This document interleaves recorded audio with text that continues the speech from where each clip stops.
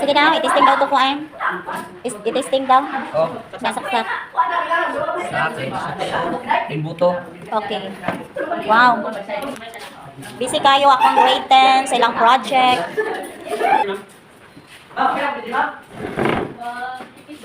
Naray lang balay-balay.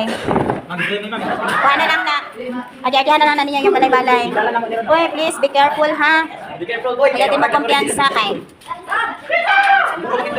Sa nanay natin siya si Jessie Umbay, no, sa kuan. Medyo kumpiyansa ha, Jessie. Kumay ko hindi, ma'am. Inigsaksak. Okay Good, good. Sa maning isa dire. Kaya na lang ninyo. Doon sandaan na sa inyong balay. Wow. Nice. Busy kayo ang akong mga grade 10 EIM learners or electrical installation and maintenance learners tungod kay dapat na amang gid sila final or performance output no ani nga subject. So isip performance output nila or final performance output ako silang gipahimo og miniature house or any design no nga gustuhan nila basta dili lang kayo gasto, then ilaha kining pasigaon or butangan nila kini og or mag-install sila og suga sa ilang miniature house. So medyo nakulbaan pa ko no kay syempre mapay paghandle na ko aning EIM karon.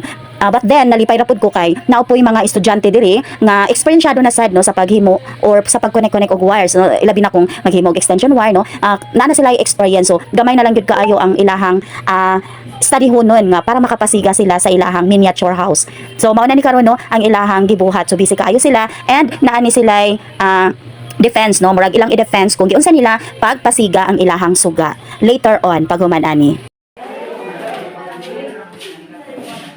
Pwede man ni mana, no? Walay Wala na sir, kaya ako na lang gipangumanan sir. So isa lang yung switch cash. Yes sir, narap sa sulod ko sir.